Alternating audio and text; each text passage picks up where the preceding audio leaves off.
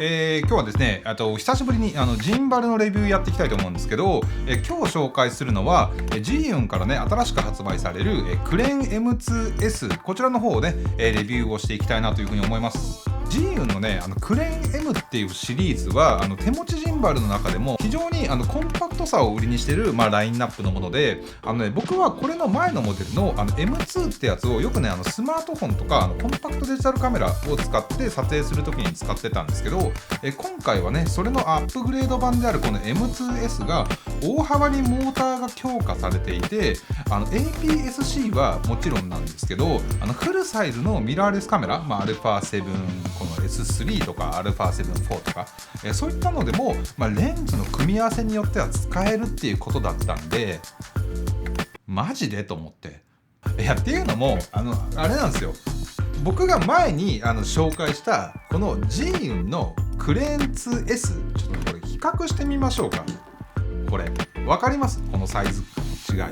持ってみるとさらに違いが分かるというか、こうやって両方で持っちゃえばなんか右手はもう何も持ってないんじゃないかぐらい、もうそうほんと錯覚するぐらいね、軽いです。このクレーン M2S なんとね、重量が 549g と、大体ねレンズ1本分ぐらいの重さしかないんですよ。もちろんさっきのクレーン S2 でかい方は、最大積載重量を考えると、ミラーレスカメラでも、望遠ズームレンズとか、あとはねシネマカメラまでね支えちゃえられるように、設計されているので、サイズ感っていうのは、もちろん納得できるんですけど、ただねちょっとこう動画も撮りたいなっていうような、カジュアルユーザーの方にはね、ぶっちゃけあっちは完全オーバースペックだと思うんですよ。さらに言うとジンバルって大きくてモーターパワーが強ければ強いほど安定すると思いきや、想定する重量を、下回っちゃうカメラなんかを載せても、それはそれでね安定性っていうのは実は言うと損なわれるんですよ。なので必ずしも大が小を兼ねるとは限らないんですよね。本当重要なのは、自分が使ってるこうカメラとベストなバランスのジンバルを選ぶっていうことになってきます。それで言うとクレーン M2S はね、やっぱりこういったコンパクトデジタルカメラだったり、一番いいのはねやっぱ APS-C で使うのがベストなんじゃないかなっていうふうに思います。なので今回僕はこっち富士の X100V、 これを使って主にテストしてきました。僕この X100V は、ストリートフォトを、ちょっとしたねこう散歩の時とかに、こうたくさん撮って、それこそ構図の勉強しようとかね思って買ったやつなんですけど、ただねこれで動画を撮るのは、結構厳しくて、っていうのも手ブレ補正とか一切ついてないんですよね。で今回でもねこの X100V とこのクレーン M2S を組み合わせて、個人的にはね大化けした感がありましたね。他にもね富士だと XT4 だとか、ソニーだとはα6000 系だったり、フルサイズでも小型の α7C とかでストリートフォトグラフィーをね撮ってる方であれば、この M2S と組み合わせることによって、ストリートビデオグラフィーなんかも、撮れちゃってね、そこは相性抜群なんじゃないかなというふうに思います。ちょっと大きめのフルサイズではどうなのかっていうと、それもね試してみました。今回は α7S3 と、いくつかのレンズを持っていって試してみたんですけど、まず最初はね20mm の F1.8G レンズ、これ僕がVlog で自撮りする時なんかによく使ってるレンズなんですけれど、これで試した結果普通に持って歩いてる分には全然問題なかったです。やっぱね 20mmF1.8 をこのくらいの感じで撮る分には、このジンバル非常に滑らかかなという気もします。そんななんかパワー負けしてる感じも全然しないですね。こうやって自撮りを撮影するときになんかこうどうしてもね高画質で手ブレを起こしたくないみたいな感じだと、これ使うのも結構ありなんじゃないかなっていう気はしますね。これね走りながらね撮影したんですけど、これだいぶね手上下に揺れてるんですよ。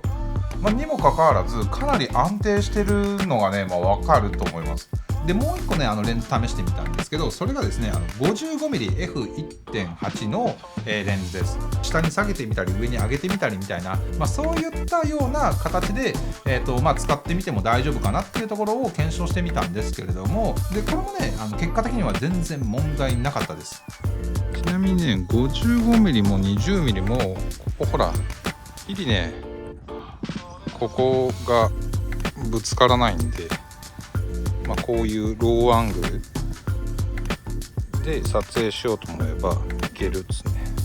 単焦点でも比較的大きめのソニーの 50mmF1.2G マスター、これで試してみたんですけど、重さがやっぱり 778g あるっていうこともあって、さすがにここまで大きくなるとバランスがもう取れませんでした。仮にバランスが取れたとしても、この EVF のアイカップ部分が干渉してしまったりするので、対応してるカメラとレンズの組み合わせが公式サイトの方に載っているので、ぜひ一度確認してみてください。あとはこのローアングルハイアングルっていうのはいけたとしても、フルサイズの場合は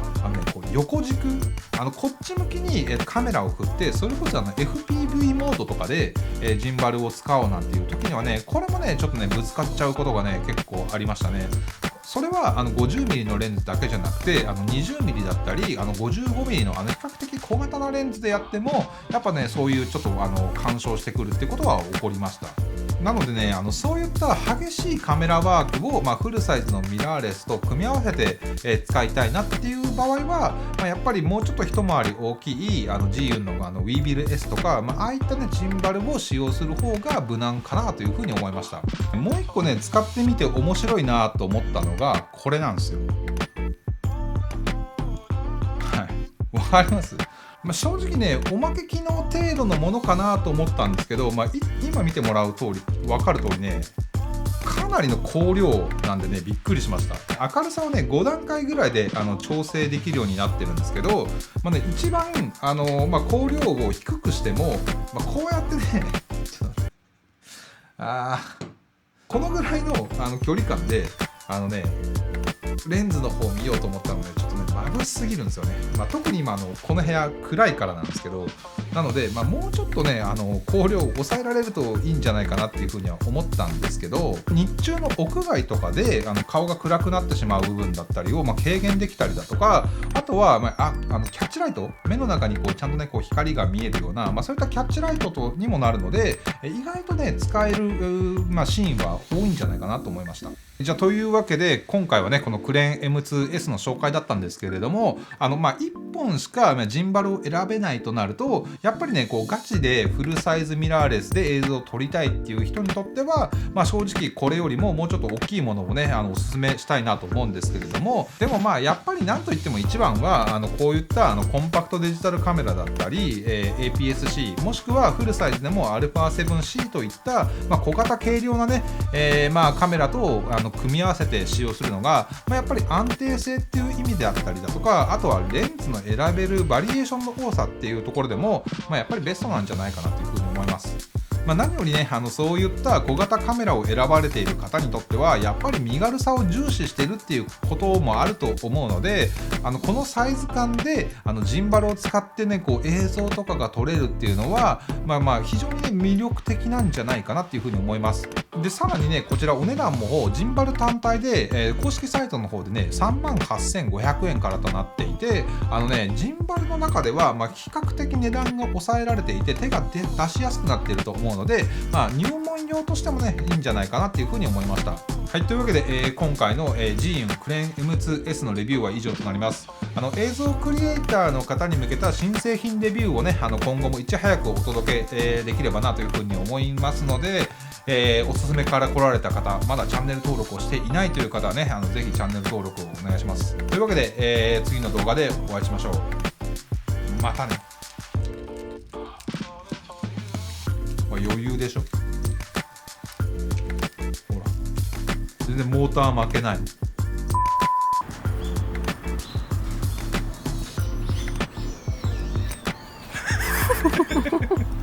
危険なので真似しないでください。